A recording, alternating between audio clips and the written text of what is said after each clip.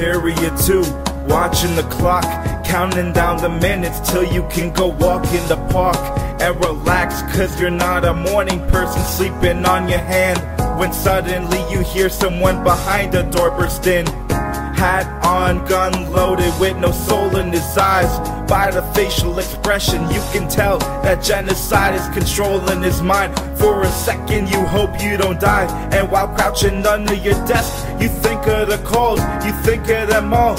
Everybody who will miss you, surrounding themselves with tissues, and had wished that they could kiss you for that final time. But for the moment all you can do is reminisce and watch his boots parade around the premises. With every stomp on the soil makes your whole stomach coil. All you want is to be in the vicinity of those who hold your dignity high, those who would acknowledge your absence and help you to cope with your troubles. You just want that moment. And the gunman came into our class after he had fired maybe 10 rounds prior to that. And he came into our class, shot the person who was sitting next to me, shot our professor, then I hid under the desk, and then he proceeded to shoot everybody else in our class, practically. There were probably 15 to 20 people in the class, and he shot maybe 10 to 15 of them. That must have been so terrifying for you. It was truly just surreal. Nothing to even... Is there a route for escape? Cause every pound in your heart is getting harder with every remark that the marksmen make. Where the campus is sealed, every classroom is occupied with a different set of weapons on every disgruntled head that conjures up thoughts that were never meant for them, that were never meant for us to see. Ears ringing with every shot and every hostage taken into custody. They had so much to see, so many years in jeopardy, so many tears infected into the news reports.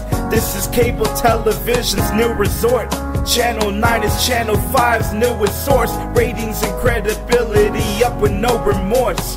While the screaming persists, you'll be streaming with this message for your family and friends, cause you may not see them again. So you leave them a memento, letting them know that you wanted to feel their warmth in that moment. He lined up all the little girls in front of the blackboard and tied their feet, and then called police and said that state troopers had to leave within 10 seconds. And suddenly shots rang out, and when it was all over, he had shot 10 girls, most of them in the head, execution style. 3 were killed, and then 7 others were taken to area hospitals. Police obtained their attention through the rage and the tension, so they turned to address them as you moved in a second towards the exit sign, silently saving your life, preparing for a stealthy getaway, inching closer to safety, praying that you don't get caught. You could see your parent through the windows with a new thought as you run towards the crowd, but you're held from behind by one of the gunners, but he suffered a shot from the sky. A sniper stole both of your pains, halted the misery. Now you can have 1,000 moments and break from history. First instinct was to protect myself, just to make sure that I was safe. My other instinct was to make sure that my associates were safe and that we got a hold of the authorities as quickly as possible. It was just so unreal. I was shaking the entire time. I just reacted, and I wanted to get them help as soon as I